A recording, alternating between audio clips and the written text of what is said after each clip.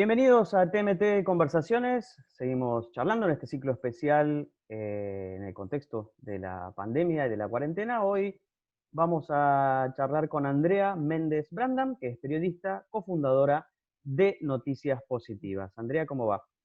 Hola José, ¿qué tal? Muchas gracias.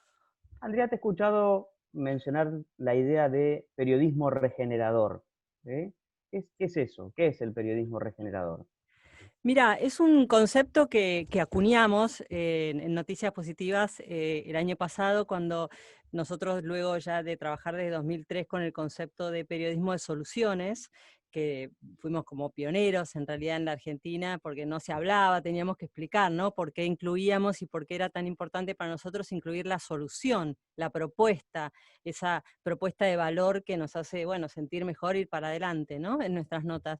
Y luego de transitar esto ya desde 2003, lo que tomamos como aprendizaje son dos conceptos fundamentales. Uno es el de regenerar, que es dar nuevo ser a algo que degeneró, restablecerlo, mejorar, lo que creemos que tiene que ver con la comunicación, por la digitalidad, ¿no? Sobre todo por este avance, por los tiempos acelerados. Y otro concepto que nos parece importante es la interdependencia, que es la dependencia recíproca. Esos dos conceptos te diría que son fundamentales para Noticias Positivas, porque es como la síntesis de aprendizaje de todo este tiempo, ¿no? Y dijimos, bueno, ¿cómo hacemos para ir un poquito más allá de solamente proponer, bueno, nosotros cómo nos diferenciamos? Muchas veces nos decían, ¿ustedes solo cuentan cosas lindas? Digo, no, somos periodistas. De hecho, la editora de Noticias Positivas es una periodista que fue súper reconocida, Graciela Melgarejo, fue la primera editorialista en Latinoamérica, mujer, y la primera en el diario La Nación en la Argentina. O sea que nosotros somos periodistas, pero agregamos esto positivo. Y con esto de periodismo regenerador le dimos como una vueltita de tuerca y dijimos, bueno, vamos a unir estos dos conceptos en un periodismo que destaque la interdependencia en en aquellos sectores de la sociedad que actúan con propósitos positivos y semejantes, con un sentido de qué, de responsabilidad compartida. Y eso es lo que buscamos, y eso le dio toda una nueva dimensión y un nuevo sentido a la manera de comunicar. Estamos desarrollando algunos puntos importantes que tienen que ir, cómo escribir una nota de periodismo regenerador. Todo esto es muy nuevo, y de hecho ya hicimos una alianza con un medio israelí, por ejemplo, que se acercó a nosotros, y estamos como conectándonos con otros medios y organizaciones, porque creemos que queremos trabajar sobre el concepto para el periodismo y para la comunicación, José, también, en Ujú. general, ¿no? En las empresas, en la vida, en las ONG. ¿Qué dosis de periodismo y comunicación regeneradores crees que necesita la comunidad periodística argentina, la comunidad de comunicadores en nuestro país? Y te diría que un shot vitamínico fuerte. Creo que es un momento muy particular en el cual todos somos comunicadores, todos podemos ser comunicadores, pero no todos somos periodistas. Entonces, yo pertenezco, por suerte, realmente para mí, a la generación de periodismo de papel. Es decir, cuando yo empecé, que tenía 20 años, bueno, salía con un fotógrafo, con cámaras de fotos, revelábamos en la redacción, eh, escribía en una máquina de escribir, soy disléxica, así que me equivocaba, era un lío volver 20 veces un párrafo, era todo un arte, ¿no? Y había Ujú. un tiempo, un tempo para pensar, para rehacer. Ibas a alguien, un periodista que te estaba enseñando, que te hacía repensar, volvías todo para atrás. Eso se perdió. Y yo creo que el tiempo es algo que, una variable que también hay que considerar. Y volviendo a tu pregunta, con todo esto que te dije, yo creo que necesitamos un tiempo para reflexionar sobre Ujú. cómo nos comunicamos, cómo estamos Ujú. hablando con el otro. Si nosotros llamamos en Noticias Positivas al contenido gatito, ¿no? A veces uno se tienta, hay más followers, ¿viste? Qué sé yo, pero nosotros ya decidimos como, así como una columna vertebral, que no vamos a ir atrás del follower. Y de hecho no somos un medio masivo, por supuesto, pero tenemos un público muy interesante, porque tenemos un público que nos sigue hace años, tenemos historias que venimos siguiendo y continuando desde hace mucho tiempo. Nos da mucho placer hacer este periodismo, y creo que, y ojalá esto pueda crecer para otros, porque realmente es muy gratificante, es una vuelta de Ujú. tuerca muy interesante para la profesión. Te iba a preguntar por las audiencias, Mm. justamente, ¿no? Cuando alguien encara el periodismo con una filosofía como la que ustedes plantean, tal vez no es audiencia a la que se dirigen, sino más bien a una comunidad, ¿no? ¿Hay algo de eso? Mira, es como difícil definir, porque la comunidad en definitiva es una audiencia, ¿no? Para un Ujú, medio. Lo que sí te puedo decir, que hay como una sutileza, es que nosotros nos movemos en una comunidad. Es decir, somos parte, nos sentimos parte y de hecho somos parte. Eh, ¿Cómo y por qué lo digo? Nosotros en 2014 tomamos la decisión, antes, pero certificamos en 2014, de ser una empresa B. Y fuimos, de hecho, una de las primeras 5 empresas B certificadas en la Argentina, que es un movimiento muy interesante. De hecho, en la UADE, por ejemplo, en la carrera de Administración de Empresas, hay un capítulo sobre empresas B. Me enteré ujú, hace poquito, me pareció fascinante, ¿no? Y nosotros vimos en el movimiento de empresas B una posibilidad para ser parte, para insertarnos, porque vos sabés que cuando empezamos cuando Noticia Positiva hacer un proyecto en 2003 y con toda la evolución, hicimos radio, hicimos podcast hace, no sé, 10 años, nosotros venimos haciendo podcast. Es decir, no nos parece nuevo ahora el podcast, lo tenemos un archivo impresionante. Y nosotros en ese momento vimos en las empresas B, dijimos, bueno, acá vamos a ser parte. Porque viste que los periodistas es como que uno cubre, por ejemplo, medio ambiente, pero por ahí no sos socio de Greenpeace. Porque claro. decís, no, yo tengo que mantener mi dependencia de alguna manera, ¿no? Y ahí nos costó un poco la decisión. Pero la verdad es que a partir de ahí, dije, nos pasó que formamos parte de una comunidad internacional súper interesante, porque yo lo veo en los WhatsApp, en los grupos, en los viajes que he hecho con las comunidades de empresas B a distintos países, y la verdad es que te encontrás de golpe en un lugar con 1.500 personas que todos tienen un proyecto más fascinante que otro. Ujú. Todos están cambiando el mundo. Es decir, Ah, hay muchas más noticias positivas que negativas. ujú, Totalmente, el hombre vive más, tenemos más posibilidades de salud. Por supuesto que hay muchísimos problemas que resolver, pero esto depende cómo lo mires, ¿no? Y ujú, qué peso le des a ese dato, cómo lo manejes. Y con respecto a las audiencias, como para volver a tu pregunta y cerrarla, nosotros decidimos, bueno, no vamos a tentarnos con ir atrás de muchas veces lo que, como ya se ha dicho, ¿no? Como el algoritmo, el código, porque también cuando escribís una nota digital, te presiona el SEO, ¿viste? Es ujú, tremendo, porque uy, si pones esta palabra 3 veces, digo, uno se plantea, a ver, yo quiero poner esta palabra, quiero poner ley de humedales ya 20 veces en la nota, pero por ahí te penaliza el sistema, muy ujú, interesante. Y nosotros decidimos ir con lo nuestro. ujú. Andrea ahí profundizaba sobre la intensidad del fenómeno de empresas B. Para la gente que no está familiarizada con el concepto, ¿qué es una empresa B? Una empresa B es una empresa de triple impacto, una empresa que se midió con una herramienta que se llama el B-Impact Assessment, es una herramienta de medición que es gratuita y que te mide cómo está tu empresa en relación a la gobernanza, a los trabajadores, a tu comunidad. Es muy interesante, es un proceso complejo. Uno termina de hacer todo el proceso de medición que te puede llevar a la empresa, le lleva un año. Ujú, Tenés que hacer cambios en los estatutos de tu empresa y luego de eso, bueno, te certificás cuando necesitas acceder a 80 puntos de mínima. Y con eso vos ya empezás, y las empresas, hay muchas más empresas medidas, 3.000 y pico empresas hay en el mundo certificadas, grandes empresas, pero hay una comunidad mucho y muchísimo mayor, 10, 20 veces ujú, mayor de empresas que se miden. ujú, Entonces, es muy interesante porque la herramienta de medición B es una síntesis de distintas herramientas, como que toma lo mejor y lo más moderno, y se ujú. actualiza cada 3 años. Esas son las empresas B.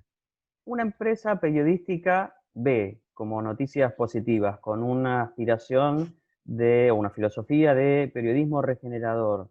Eh, ¿Cómo define su agenda de temas? Muy interesante la pregunta. Nosotros miramos siempre primero en nuestra comunidad, porque lo que tenemos, como tenemos realmente mucha experiencia, pues hace muchos años que estamos, Entonces hemos visto ONGs convertirse en empresas sociales, hemos visto muchas ONG grandes que arrancaron con mucho fondeo y que después cayeron, hemos visto proyectos minúsculos que crecieron. Entonces nosotros dentro de la comunidad, es decir, por supuesto, nuestra agenda son los ODS y son las empresas B, ¿no? Pero te diría eso. Y también una agenda muy interesante que estamos siguiendo ya desde el año pasado con mucha fuerza y se va a notar ahora en los próximos meses, es la agenda de la mujer. La inclusión, ¿no? Que es uno de los ODS. Estamos siguiendo mucho esa agenda, es decir, lo ambiental desde el punto de vista de regeneración, porque cuando seguíamos la agenda ambiental, ¿no? Ya desde hace muchos años, pero como para poner un punto desde de la Cumbre de Río del 92, cuando se pensaba en la regeneración era como un plus, bueno, vamos a ser sustentables y después vamos a regenerar.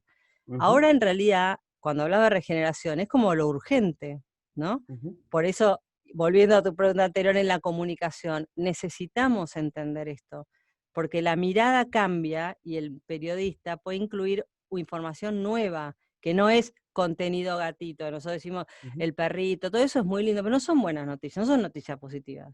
Tiene que ver, son contenidos amorosos, simpáticos que necesitamos. Nuestro contenido es periodístico.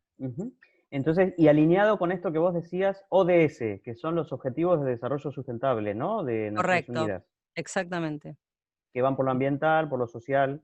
Por todo, por la inclusión, básicamente son los 17 principios que necesitamos, nosotros los llamamos como el norte, ¿no? Es la agenda mundial, es decir, todos quieren fin de la pobreza, todos quieren inclusión, todos quieren salud para todos, entonces es una agenda muy rica que los medios de comunicación realmente la tienen a mano, está disponible, muchísima información. Noticia Positiva fue seleccionada por el Global Media Compact, que es un grupo de medios, creo que somos menos de 200 medios en todo el mundo que adherimos y que fuimos invitados a participar como divulgadores de la agenda justamente de los Objetivos de Desarrollo Sostenible.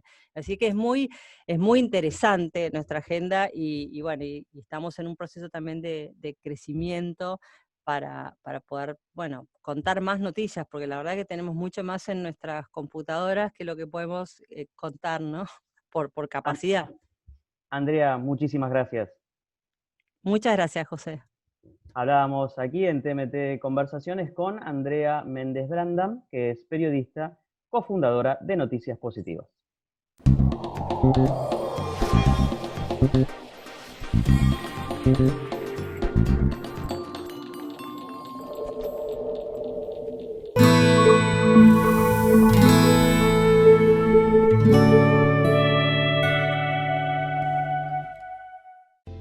Encontrá tu factura de Cablevisión Fibertel o personal en cablevisionfibertel.com.ar/yo pago en casa.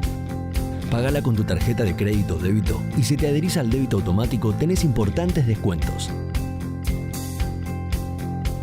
Personal Fibertel y Cablevisión.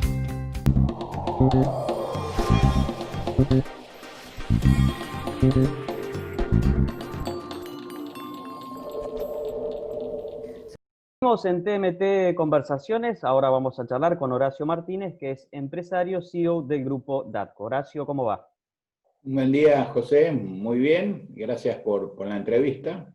Al contrario, gracias por aceptarlo. Horacio, ¿tiene Argentina una red de conectividad suficientemente robusta? Una pregunta, yo creo que sí. O sea, por lo menos la nuestra es robusta. No sé, nunca hablo por los competidores. Lo que pasa es que el papel nuestro es de mayorista. Nosotros, si no tenemos una red robusta, nos vamos del negocio, no existimos. O sea que es parte de tu funcionamiento. Y la red es la red físicamente hablando, la securización, todas las rutas que vos creas porque si se te corta un pelo de fibra, y después un team técnico que esté dispuesto a salir a cualquier hora, subirse, no sé, yo tengo algunas anécdotas de subirse un helicóptero para llevar combustible a un generador, hacer cosas que en los años 70 hacía Rubio de Camel nada más. Ahora nuestros técnicos son de ese tipo, son todoterreno, y sobre todo con las nevadas de la cordillera se demostró que el factor humano es tan importante como el técnico. O sea, vos hoy ponés el equipo marca Huawei o el equipo marca, nosotros usamos Patek o usás cualquier marca, y más o menos la cantidad de ancho de banda es igual y la transmiten igual. Y si los equipos no se caen, van a funcionar igual. Lo que no es igual es el servicio técnico. O sea, te pasa, cualquiera de nosotros hoy día se le cae la internet porque, no sé, una rata le comió un cable, y vos de pronto te quedás aislado del mundo, pensás seriamente en mudarte de casa hasta que vengan a repararte la internet, y no existís. O sea, tu labor hoy en día sería quedarte como Robinson Crusoe y esperar. Entonces, enseguida te vuelves loco. De hecho, varias personas solemos tener 2 enlaces de internet con 2 compañías separadas, porque no puedes tomar ni el riesgo de que ocurra un accidente fortuito y quedarte en un edificio sin internet. Y todos trabajamos a las 10:30 una reunión, a las 11 otra, a las 12 otra. Vivimos, creo que los que estamos haciendo home office, se ha vuelto un trabajo mucho más tirano que el otro, porque si hablas con Chile tenés 1 hora de diferencia, pero si hablas con San Francisco tenés 4, y si te llama un tipo de España, estás para el otro lado. O sea, el mundo sin internet hoy es un mundo desgraciado, digamos. Entonces, las redes tienen que funcionar, y la verdad que las redes que tenemos en Argentina, pensá que somos todos competidores y tenemos redes en paralelo. Yo te diría que... Horacio, ¿y las redes que vos estás describiendo superaron el estrés de la pandemia? Sí, a ver, hubo un principio. Vos en general tenés todo duplicado. O sea, cuando nosotros llegamos a una ciudad, digamos a Córdoba, ponele, nosotros llegamos con 3 redes, con 3 fibras. Una que viene de Santiago de Chile, otra que viene de Rosario por una ruta, y otra que viene de Rosario a través de Santa Fe. Entonces, vos decís, la probabilidad que teniendo un sistema triplicado se caiga es muy bajo, no es nula nunca.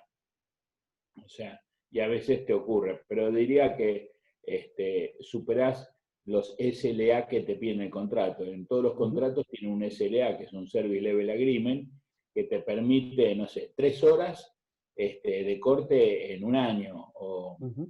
Y además, tus mandantes, los que te contratan ancho de banda, se aseguran que vos no tengas un SPOF.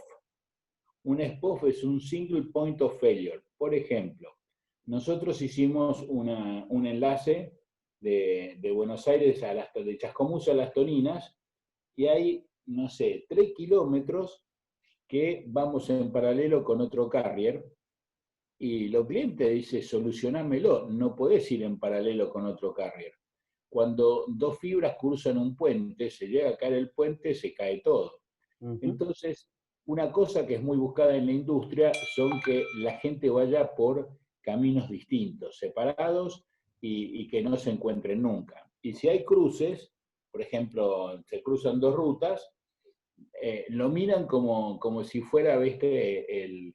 Los guardaespaldas del presidente, que el presidente va a pasar por un puente. La verdad que hay mucho esfuerzo en que vos tengas rutas disjuntas, que fue una de las primeras cosas que empezamos a hacer nosotros. Nos avivamos un poco más, siempre elegíamos la ruta más larga, no la más eficiente, porque la más eficiente la usaban 3 compañías, y al final se anulan entre ellos. Vos no vas a contratar 3 fibras de 3 compañías que van por el mismo lado. Horacio, uno de los desafíos, probablemente, vos me dirás si compartís la idea de la conectividad en Argentina, por ahí es la capilaridad, que no te afecta a Endadco siendo una empresa mayorista, pero sí a nivel del usuario. ¿Cómo se puede impulsar el desarrollo de esa capilaridad? O sea, que la fibra llegue al hogar en un país tan grande como la Argentina. A ver, en general hay lugares que, si vos dejás que el mercado lo dicte, hay lugares donde nosotros en Argentina, La Matanza tiene 1.700.000 habitantes y la provincia de Chubut tiene 500.000. Pero además La Matanza está ubicado en una baldosa prácticamente, que me perdonen los matanceros, y la provincia de Chubut es la tercera en superficie. Entonces, los costos tuyos tienen que ver con la superficie a cubrir y los ingresos tuyos tienen que ver con la cantidad de habitantes. O sea, 1.700.000 personas que usan celular van a pagar mucho más que, no sé, en un pueblo de Chubut vos tenés 6.000 personas o a veces 3.000. Una vez estaba, ¿cómo se llama?, discutiendo con alguien en Chile y hablábamos de una población que se llama Palena. Y me acuerdo que estábamos en un edificio de Santiago, ¿viste?, una torre. Yo le digo, en esa torre hay más gente que en toda la provincia de Palena, en una sola torre.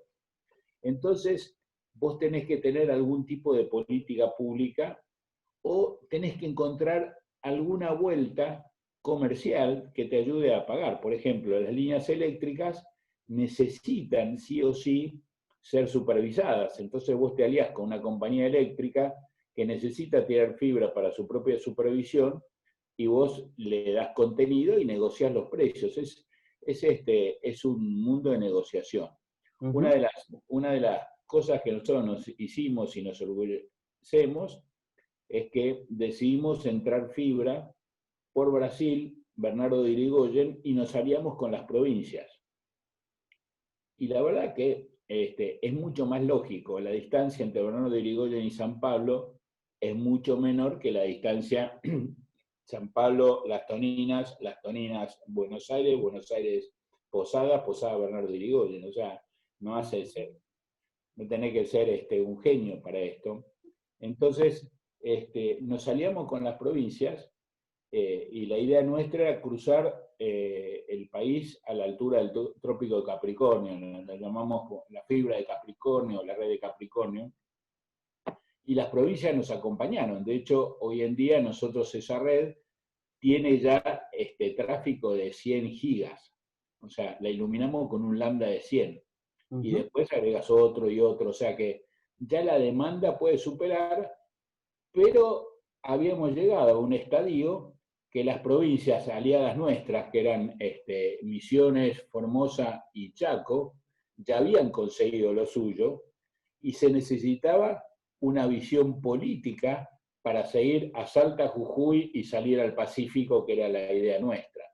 Y la verdad que ahí necesitas, está siempre el gobernante luchando entre la visión a largo plazo y la visión a corto plazo, y realmente, no quiero nombrar, pero uno de los gobernadores se puso en marcha y está impulsando porque sabe que su provincia le va a servir mucho tener mejor conexión que sus vecinos. O sea, Horacio, hablabas de gobernadores, de provincias, del rol del Estado y de las políticas públicas. ¿Hacen falta más regulaciones o menos regulaciones o regulaciones de algún tipo particular para que Argentina tenga una mejor conectividad, que estos pasos que vos estás describiendo incluso vayan más rápido? tenés que tener regulaciones lógicas y pocas. O sea, la verdad que cuando vos, no sé, entras en un colegio y el colegio te da un manual de 800 páginas para ser alumno, no lo vas a leer nunca y probablemente no lo cumplas hasta que un tipo que leyó el manual te agarre por alguna falla. O sea, lo que creo que hay que hacer es tener leyes justas, razonables y fáciles de revisar. Porque si vos sobrelegislás, lo que único que haces es crear mucha hojarasca. O sea, vos fijate que las potencias que crecen en China y en Japón no tienen abogados. Yo esta semana estaba por cerrar 3 tratos, eran tratos lógicos, como yo digo siempre, el cliente quiere vender y yo quiero comprar, o yo quiero vender, o sea, está todo arreglado, hasta que se metieron los abogados de ellos y los abogados nuestros. Es decir, que nosotros tenemos una abogada muy buena que entiende que tiene que hacer negocios, no tiene que formar trabas, pero hay algunas cosas que realmente traban el desempeño regular, y si bien hay gente que que tiene mala fe, si tiene mala fe no hay ley que lo pare. O sea que yo sería muy, muy sencillo y sobre todo sería lógico que trabajaran en tener menos leyes. O sea, en el Congreso, cuando se dicta una ley, te ponen un párrafo al final y esta deroga a cualquiera que se lo ponga.